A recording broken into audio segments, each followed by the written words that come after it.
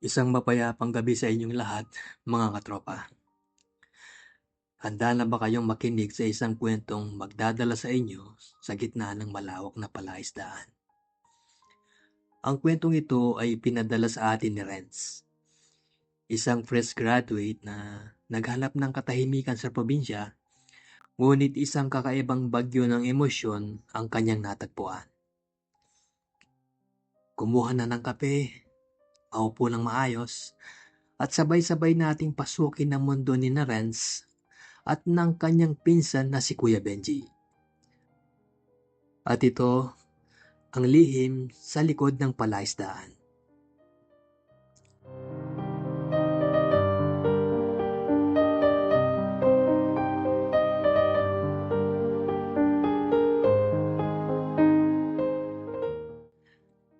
Dear Kuya Allen, sariwa pa sa isip ko ang biyaheng yon.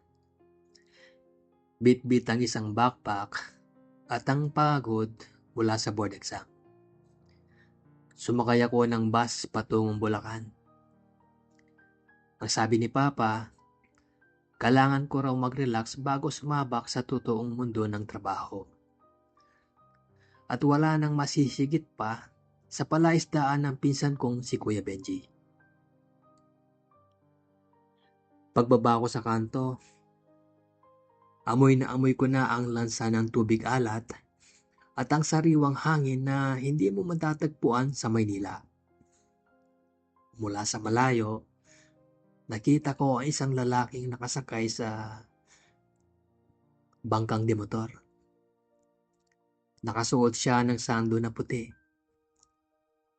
bakat ang matitigas na braso, at may suot na kupasing sombrero. Si Kuya Benji yun. Renz, ang tagal mong nawala ah. Naging mistulang tagalunsod ka na. Ang sigaw niya habang tumatawa. Ang boses niya ay malalim, parang dagundong ng makina ng bangka.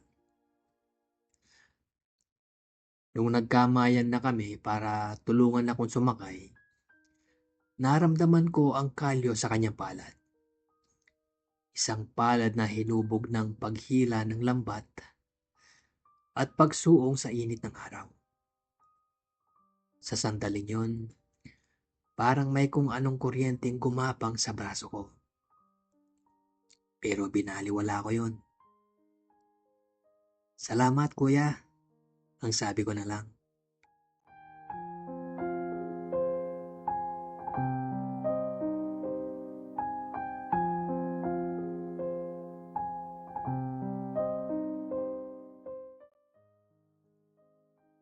Pagdating namin sa dampa sa gitna ng palaisdaan, lalong tumahimik ang paligid. Ang tanging maririnig mo lang ay ang wisik ng mga isda sa tubig at ang hangin na humahampas sa mga sawali. Naghain si Kuya Benji ng hapunan. Simpleng pritong bangus na bagong huli. Sinangag at saka kamatis.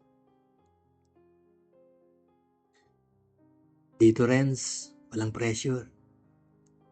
Kain ka lang, tulog, at kung gusto mo, samahan mo akong mag-ikot sa gabi. Ang sabi niya habang nilalagyan ng baso ko ng alak. Habang kumakain kami, hindi ko maiwasang mapatingin sa kanya. Iba ang aura ni Kuya Benji. May pagka-misteryoso pero napakaalaga. Habang nagkukwento siya tungkol sa hirap ng pag-aalaga ng mga isda, napansin ko kung paano gumalaw ang panga niya. Kung paano siya tumingin ng diretso sa mga mata ko na tila ba binabasa ang iniisip ko.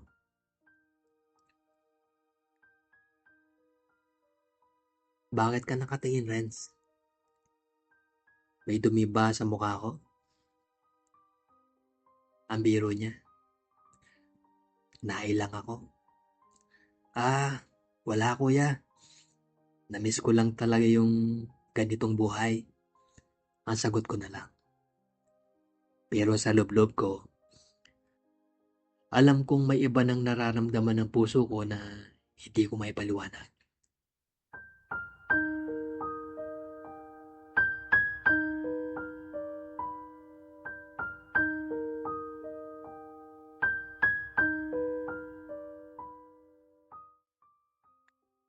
Bandang 11:00 ng gabi, nagpasya si Kuya Benji na tingnan ng mga baklat o yung mga screen na kulungan ng isda. Sumama ako sa bangka. Ang buwan ay bilog na bilog at ang anino nito ay sumasayaw sa ibabaw ng tubig. Dito tayo, Renz. Hawakan mo tong ilaw, ang utos niya. Habang hinihila niya ang lambat, nakita ko ang bawat masyad sa likod niya na gumagalaw.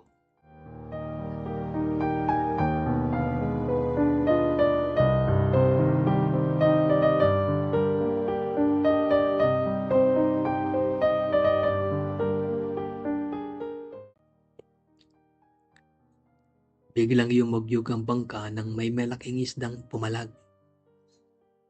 Nawalan ako ng balanse at napakapit ako sa bewang ni Kuya Benji. Naramdaman ko ang init ng katawan niya sa kabila ng lamig ng gabi. Imbis na bumitaw, parang nanigas ako sa pwesto ko.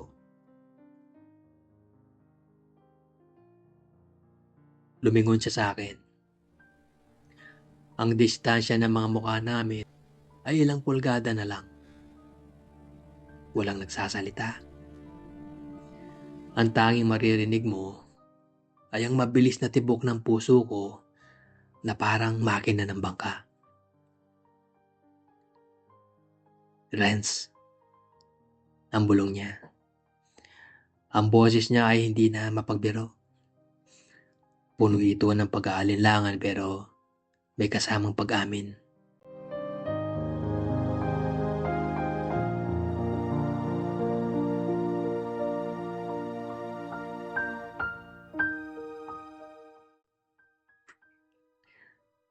Alam kong nararamdaman mo rin ito.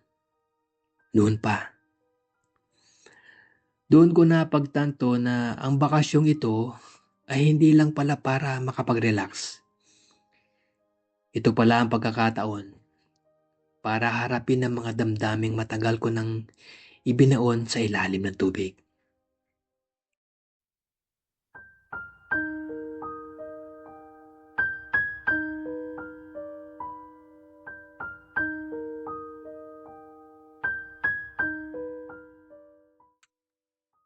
Ang gabing yon sa palaisdaan ay hindi natapos sa simpleng huli ng isda. Ayon kay Renz, doon sila nagkaroon ng seryosong pag-uusap ni Kuya Benji. Isang pag-uusap na puno ng katapatan tungkol sa kanilang mga sarili na hindi nila maipakita sa ibang tao. Hindi man naging madali ang susunod na mga araw, ang palaisdaan ng nagsilbing kanlungan nila. Isang lugar kung saan walang huhusga, kung saan ang tanging saksi ay ang buwan at ang malawak na baklad. Minsan, ang buhay ay parang pagpapadagat. Hindi mo alam kung anong mahuhuli mo sa ilalim. Minsan, maliit na isda.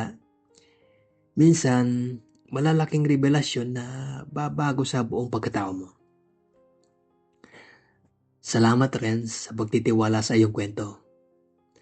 Kayo mga tropa, mayroon din ba kayong lihim na tanging ang gabi lang ang nakakaalam? I-comment nyo ang lihim ng baklad. Ito muli ang inyong Kuya Allen, hanggang susunod na kwentuhan. Mag-ingat kayo at laging tandaan, ang katotohanan ay parang isda. Gaano man tago ang lansa, lalabas at lalabas din ang amoy nito sa tamang panahon. Good night everyone.